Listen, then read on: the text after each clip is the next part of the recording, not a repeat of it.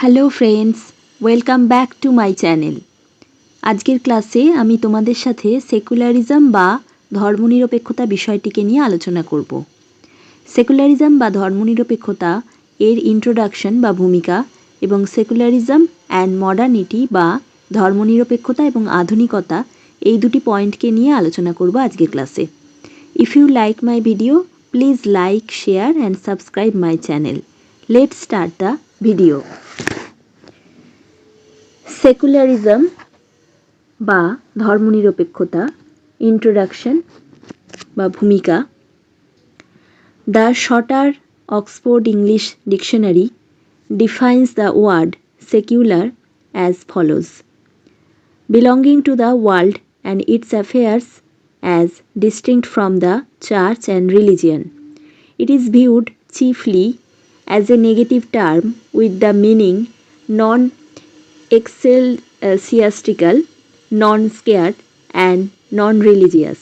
The secular is that which is not concerned with or devoted to the service of religion. The secular affair is the sphere of worldly, unspiritual affairs. In the same dictionary, secularism is defined as the doctrine that morality should be based solely on regard to the well-being of mankind in the present life, to the exclusion of all considerations drawn from belief in God or in a future state. এক্ষেত্রে বলা হচ্ছে যে সংক্ষিপ্ত Oxford ইংরেজি অভিধানে ধর্মনিরপেক্ষ শব্দটিকে নিম্নরূপ সংজ্ঞায়িত করা হয়েছে: গির্জা এবং ধর্মের থেকে স্বতন্ত্র বিশ্ব এবং এর বিষয়গুলি। এটিকে প্রধানত একটি নেতিবাচক শব্দ হিসাবে দেখা হয়, যার অর্থ অসাধারণ, অপবিত্র এবং অধর্মীয়। ধর্মনিরপেক্ষ হল যা ধর্মের সেবার সাথে সংশ্লিষ্ট বা নিবেদিত নয়। ধর্মনিরপেক্ষ ব্যাপার হল জাগতিক আধ্যাত্মিক বিষয়গুলির ক্ষেত্র। একই অভিধানে ধর্মনিরপেক্ষতাকে এই মতবাদ হিসাবে সংজ্ঞায়িত করা হয়েছে যে নৈতিকতা শুধুমাত্র কূপের উপর ভিত্তি করে হওয়া উচিত। বর্তমান জীবনে মানবজাতির সত্তা, ঈশ্বরে বিশ্বাস বা ভবিষ্যৎ রাষ্ট্রে আকৃষ্ট সমস্ত বিবেচ্য বিষয়গুলি বাদ দিয়ে to secularize something or somebody is to convert the same from religious or spiritual state to the material and temporal purposes. The dictionary meaning is very clear. Political science writers seem to adhere by and large to such meanings. Secularism is understood by them as the belief that religion should not intrude into worldly affairs, and such understanding is usually reflected in a desire to separate the religious institutions from the state. The contribution of liberalism may be noted in this context. It has been rightly said that liberal constitutionalism induced through going secularization of political life. Secularism is understood as a social cultural development of the modern world. Many of us would equate the process of modernization with, inter alia, the spread of godless secularism. There is a scope for misinterpretation if the notion of godlessness is viewed as an anti-religious movement. কোনো কিছু বা কাউকে ধর্মনিরপেক্ষ করা হলো একই জিনিসকে ধর্মীয় বা আধ্যাত্মিক অবস্থা থেকে বস্তুগত এবং অস্থায়ী উদ্দেশ্যে রূপান্তর করা। অভিধানের অর্থ খুবই স্পষ্ট। রাজনৈতিক বিজ্ঞানের লেখকরা এই ধরনের অর্থকে সর্বোপরি মেনে চলেন বলে মনে হয়। ধর্মনিরপেক্ষতাকে তাদের বিশ্বাস বোঝায় যে ধর্মকে শব্দগত বিষয়ে অনুপ্রবেশ করা উচিত নয়, এবং এই ধরনের বোঝাপড়া সাধারণত আলাদা করার ইচ্ছায় প্রতিফলিত হয়। রাষ্ট্র থেকে ধর্মের প্রতিষ্ঠান। এই প্রসঙ্গে উদারনীতির অবদান লক্ষ্য করা যেতে পারে। এটা ঠিকই বলা হয়েছে যে উদার সংবিধানবাদ রাজনৈতিক জীবনের সম্পূর্ণ ধর্মনিরপেক্ষকরণকে প্ররোচিত করে। ধর্মনিরপেক্ষতা আধুনিক বিশ্বের একটি সামাজিক সাংস্কৃতিক বিকাশ হিসাবে বোঝা যায়। আমাদের মধ্যে অনেকেই আধুনিকীকরণের প্রক্রিয়াকে অন্যভাবে ঈশ্বরহীন সেকুলারিজমের বিস্তারের সাথে সমতুল্য করে, সেখানে ভুল ব্যাখ্যার সুযোগ রয়েছে যদি ঈশ্বরহীনতার ধারণাটিকে একটি বিরোধী হিসাবে দেখা হয়।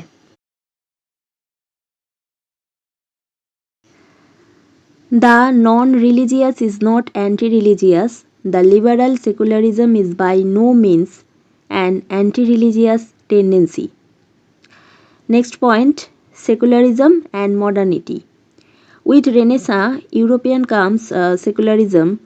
The 15th century revival of classical culture and learning also ushered in a process that we call modernity. Both the processes of secularism and modernity highlight the rational, humanitarian, and egalitarian aspects in human social relations.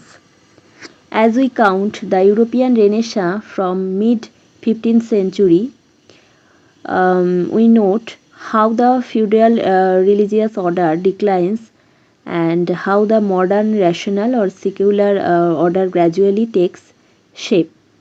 In that sense, the secular is the modern. In fact, a person cannot be a truly secular man if such person fails to be rational and modern in his or her approach. The rational a person judges and then decides on a policy. The modern rational man would not accept anything without questioning it first. এক্ষেত্রে বলা হচ্ছে ধর্মীয় আন্দোলন অধর্মীয় নয়, ধর্মবিরোধী নয়। উদার ধর্মনিরপেক্ষতা কোনোভাবেই ধর্মবিরোধী প্রবণতা নয়। পরের পয়েন্টে বলা হয়েছে ধর্মনিরপেক্ষতা এবং আধুনিকতা। রেনেসাঁর সাথে আসে ধর্মনিরপেক্ষতা। 15 শতকে ধ্রুপদী সংস্কৃতির পুনরুজ্জীবন এবং শিক্ষাও একটি প্রক্রিয়ার সূচনা করে যাকে আমরা আধুনিকতা বলি। ধর্মনিরপেক্ষতা এবং আধুনিকতার উভয় প্রক্রিয়াই মানব সামাজিক সম্পর্কের যুক্তিবাদী, মানবিক এবং সমতাবাদী দিকগুলিকে তুলে ধরে। 15 শতকের মাঝামাঝি 1453 খ্রিস্টাব্দ থেকে ইউরোপীয় রেনেসাঁ গণনা করার সময় আমরা লক্ষ্য করি যে কীভাবে সামন্ত ধর্মীয় ব্যবস্থা হ্রাস পায় এবং কীভাবে আধুনিক যুক্তিবাদী বা ধর্মনিরপেক্ষ ব্যবস্থা ধীরে ধীরে রূপ নেয়। সে অর্থে ধর্মনিরপেক্ষ হলো আধুনিক। প্রকৃতপক্ষে একজন ব্যক্তি সত্যিকারের ধর্মনিরপেক্ষ মানুষ হতে পারে না যদি সে ব্যক্তি তার দৃষ্টিভঙ্গিতে যুক্তিবাদী এবং আধুনিক হতে ব্যর্থ হয়। যুক্তিবাদী ব্যক্তি বিচার করেন এবং তারপর একটি নীতির বিষয়ে সিদ্ধান্ত নেয়। আধুনিক যুক্তিবাদী মানুষ প্রথমে প্রশ্ন না করে কিছু গ্রহণ করবে না। Doubts will be raised and following the resolution of such doubts to one's satisfaction or as far as possible, acceptance or consent is given. Since religion is a matter of faith and belief and not a matter of logical argumentation or casual explanation, the modern rational man would keep the religious subject apart. For the modern man, religion cannot have any concern for worldly affairs. That is why the modern man becomes a secular man. The modern secular man becomes non-religious in his mundane everyday activities. He is not necessarily anti-religious. With the advent of industrialization in the West, the non-religious elements turned increasingly powerful. The processes of secularization gained ground.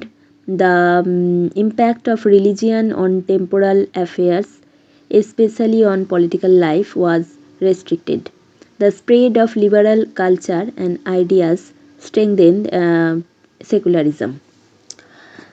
সন্দেহ উত্থাপিত হবে এবং এই জাতীয় সন্দেহের সমাধান অনুসরণ করে কারো সন্তুষ্টি বা যতদূর সম্ভব গ্রহণ বা সম্মতি দেয়া হয়। যেহেতু ধর্ম বিশ্বাস ও বিশ্বাসের বিষয় এবং যৌক্তিক তর্ক বা নৈমিত্তিক ব্যাখ্যার বিষয় নয়, তাই আধুনিক যুক্তিবাদী মানুষ ধর্মীয় বিষয়কে আলাদা রাখবেন। আধুনিক মানুষের জন্য ধর্মের পার্থিব বিষয় নিয়ে কোনো চিন্তা থাকতে পারে না, তাই আধুনিক মানুষ হয়ে ওঠে ধর্মনিরপেক্ষ মানুষ। আধুনিক ধর্মনিরপেক্ষ মানুষ তার জাগতিক দৈনন্দিন কাজকর্মে অধার্মিক হয়ে ওঠে। সে অবশ্যই ধর্মবিরোধী নয়। পশ্চিমে শিল্পায়নের আবির্ভাবের সাথে অধর্মীয় উপাদানগুলি ক্রমশ শক্তিশালী হয়ে ওঠে। ধর্মনিরপেক্ষকরণের প্রক্রিয়াগুলি ভিত্তি লাভ করেছে। সাময়িক বিষয়ে, বিশেষ করে রাজনৈতিক জীবনে ধর্মের প্রভাব সীমিত ছিল। উদার সংস্কৃতি ও চিন্তাধারার প্রসার ধর্মনিরপেক্ষতাকে শক্তিশালী করেছে। The secular and critical approaches would characterize the new political cultures that were taking shape after the Industrial Revolution and the French Revolution. The relations between modernization, industrialization, secularism and liberal culture are declared as very integral and close relations. As one political scientist, Andrew Haywood, observes, a key feature of liberal culture is the public or private divide. This established a strict separation between a public sphere of life regulated by collective rules and subject to political authority and a private sphere in which people are free to do as they like. This has important implications for religion, which is fenced into a private arena, leaving public life to be organized on a strictly secular basis. Haywood further argues that in bringing about the privatization of religion, secularization has extended the public or private divide into a distinction between politics and religion. ধর্মনিরপেক্ষ সমালোচনামূলক দৃষ্টিভঙ্গি শিল্প বিপ্লব এবং ফরাসি বিপ্লবের পরে যে নতুন রাজনৈতিক সংস্কৃতির রূপ নিচ্ছিল সেগুলোকে চিহ্নিত করবে। আধুনিকীকরণ, শিল্পায়ন, ধর্মনিরপেক্ষতা এবং উদার সংস্কৃতির মধ্যে সম্পর্কগুলিকে অত্যন্ত অবিচ্ছেদ্য এবং ঘনিষ্ঠ সম্পর্ক হিসাবে ঘোষণা করা হয়েছে। একজন রাষ্ট্রবিজ্ঞানী অ্যান্ড্রু হেউড পর্যবেক্ষণ করেছেন, উদার সংস্কৃতির একটি প্রধান বৈশিষ্ট্য হল পাবলিক বা প্রাইভেট ডিভাইড। এটি একটি কঠোরতা প্রতিষ্ঠা করেছে, সামষ্টিক নিয়ম দ্বারা নিয়ন্ত্রিত এবং রাজনৈতিক কর্তৃত্বের অধীন, এবং একটি ব্যক্তিগত ক্ষেত্রের মধ্যে বিচ্ছেদ, যেখানে লোকেরা তাদের পছন্দ মতো কাজ করতে স্বাধীন আখড়া জনজীবন ছেড়ে কঠোরভাবে ধর্মনিরপেক্ষ ভিত্তিতে সংগঠিত হতে হবে। হেউড আরও যুক্তি দেন যে ধর্মের বেসরকারীকরণের ক্ষেত্রে ধর্মনিরপেক্ষতা জনসাধারণের বা ব্যক্তিগত বিভাজনকে প্রসারিত করেছে রাজনীতি এবং ধর্মের মধ্যে। And we also know that one of the convictions of modernity that has come down to us from Machiavelli and Renaissance through the writing of a large number of social scientists is to maintain a strict separation between politics and religion, religious morality. So once again we can say that the secular is the modern. It is not easy to digest Machiavelli's advice even today, and we cannot surely propagate any such idea that politics has no ethics in it. The modern secular man is not an immoral personality. We consider Machiavelli as the first modern secular political thinker, not only because he was writing at the time of the emergence of the Renaissance, and not also because he ruthlessly exposed the power-hungry character of the rulers, but precisely because he emphasized the truth that real world political analysis cannot be properly done with a religious moral consideration in mind. এবং আমরা এটাও জানি যে আধুনিকতার একটি প্রত্যয় যা Machiavelli এবং রেনেসাঁর মধ্য দিয়ে আমাদের কাছে এসেছে। বিপুল সংখ্যক সমাজবিজ্ঞানীর লেখা রাজনীতি এবং ধর্মের মধ্যে কঠোর বিভাজন বজায় রাখা ধর্মীয় নৈতিকতা। তাই আবারও আমরা বলতে পারি যে ধর্মনিরপেক্ষতা আধুনিক। ম্যাকিয়াভেলির উপদেশ আমাদের হজম করা সহজ নয়, এবং আমরা নিশ্চিতভাবেই এমন কোনো ধারণা প্রচার করতে পারি না যে রাজনীতিতে কোনো নীতি নৈতিকতা নেই।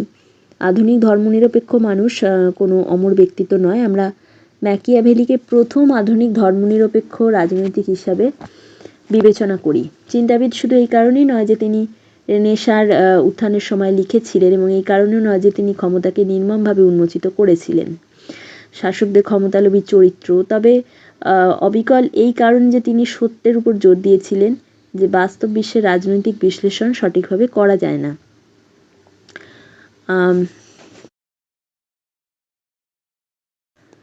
There is no question of prescribing anti-religious or anti-ethical activities in politics. The secular approach to politics is a non-moral, non-religious approach.